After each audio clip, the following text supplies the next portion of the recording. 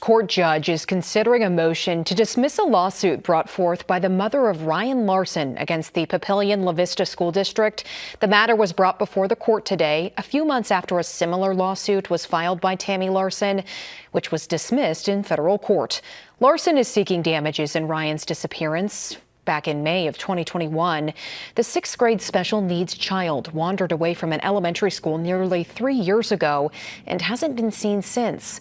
Today, the school district's attorney said the mere disappearance of Ryan isn't enough for the family to claim damages.